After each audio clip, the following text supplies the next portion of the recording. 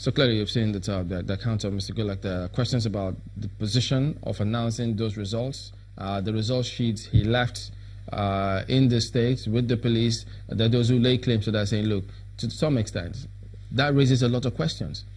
No, if I heard him very well, he never said he left result sheet with the police. He said he left some non-sensitive materials that may serve as a buffer in case there is a tie or in case there is a need for more materials. Therefore, doesn't that then suggest that you couldn't have gone ahead and announced results until you had to wait until all of those processes are sure? No. What it suggests is that there was no need for those extra non-sensitive materials to be deployed. That's what it means. In other words, those ones were extra. They were not the normal material that you needed to conduct the election. So why is it in case then? Yes. Why did he say in case you need it, you'll use it? Yes, in case you need it, in case there are need for more ballot papers. I'm just. Meaning the process was not complete. No. That was at the arrival. Those surplus materials were the ones that he deployed with the police, left with the police on arrival. But the materials that were needed for the actual conduct of the elections have been deployed. That's exactly what he was saying. And I want to emphasize this: we didn't appoint Gulak. We didn't know how he emerged. And you have seen his account of how they were held up in Government House. In the same style.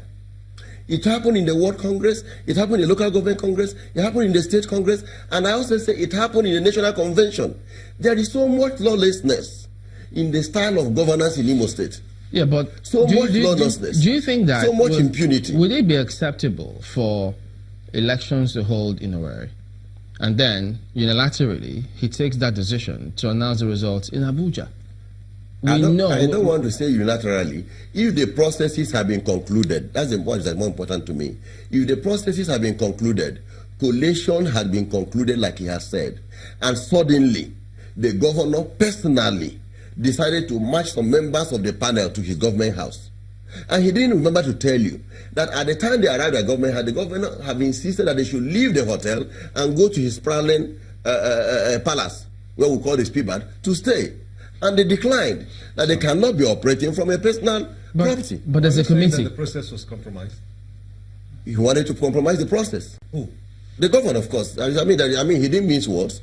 It's just that he was just polite. He didn't want to mention his name. Yeah, but he didn't mince words to say that money was supposed to exchange hands. But if there's a committee, he didn't to say that he didn't collect the money. Yeah, but he was just trying to be polite. If there's a committee in place, yes, can he announce that result in Abuja without questions when the committee is still in nowhere? No, but he told you that the decision to leave was in agreement with some members, most members of the electoral panel.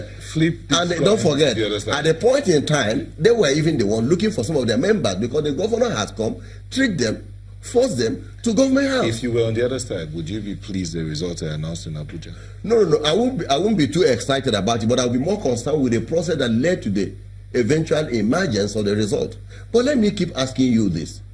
If Rochas and his men say there were no election, where did they get the result of the one they announced to declare Uche was the winner? Let's ask Mr. Asimobi. Where did they get the result from? And let me put it before you even ask him. And I keep saying it for emphasis. Yeah. By the 10 p.m. on Friday, check the social media, you can recall them.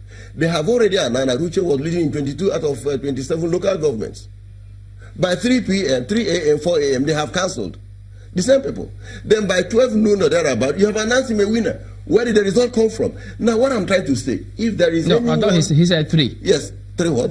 3. Well, that was what he said. But by 12 noon, we're all in Owerri. I was in Owerri yesterday by 12 noon. Okay. By 12 noon, they have all gathered to announce the results. So election was not taking place anymore. Results were not being collated by them. By 12 noon, they were already gathered to announce the result. All right, let's get the response. By 10 a.m., they had left the hotel to go and announce the result. So it wasn't really exactly when we had it on air. By 10 a.m., they are gone. All right. All right? Ajuri.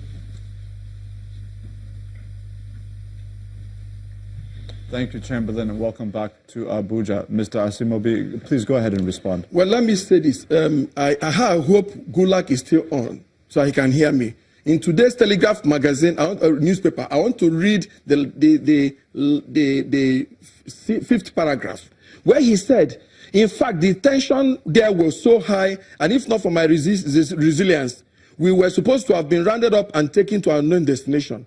That insisted by my first destination was the Commission of Police. When we got to the Commission of Police, I deposited the materials And the catchment is unknown to them. The materials I deposited with them were the ballot papers that were to be used when there is tie between the aspirants at the wards. Now, what it means is that Gulag has accepted everything I said, that he deceived his committee members and the police. As a matter of fact, in a sane country, a man like Gulag should have been arrested as we speak now. Because you cannot bring materials from the airport to the office of Commissioner of Police, and you go into newspapers, all newspapers, and you say you deceived them.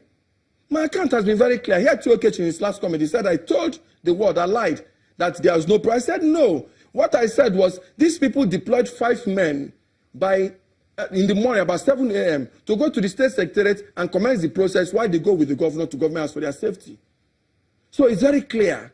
Now, what they also forgot to ask Gulag, because Gulag was just perambulating. Now, what they should have asked Gulag was, did you visit the Commissioner of Police, which I alluded to he did? Did you visit the DGSSS? Did you visit INEC? You also visited the governor. And then you held stakeholders meeting by 10 p.m.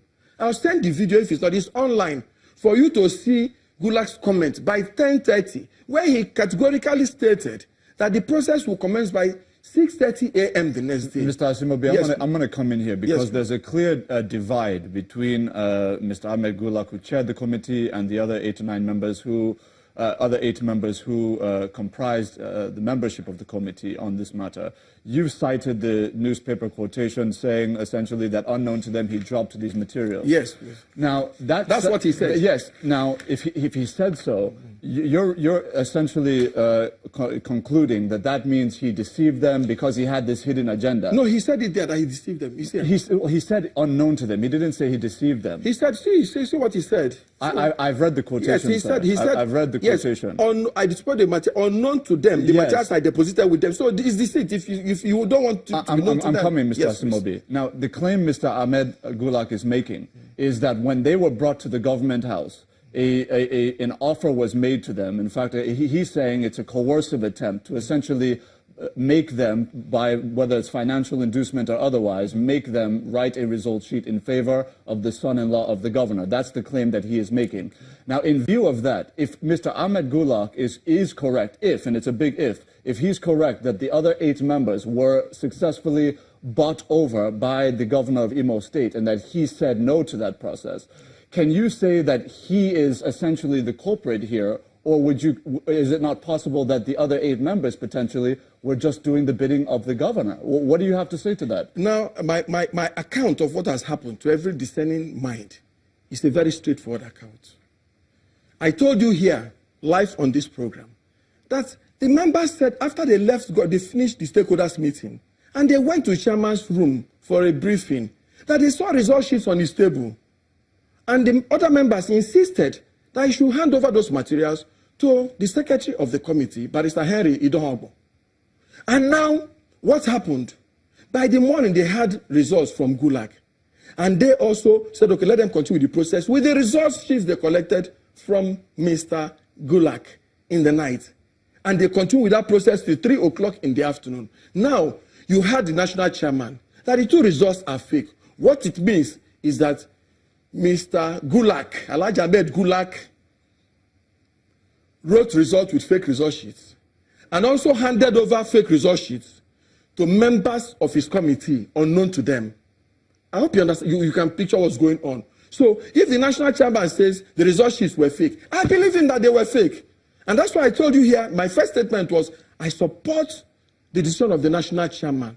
The results, materials they were given to come from Abuja, they drove from Abuja, in Ghana must go back, sealed, were all deposited with the police. Why would you deposit non-sensitive materials to the police? And then you keep the real materials. They came to the airport, we received them.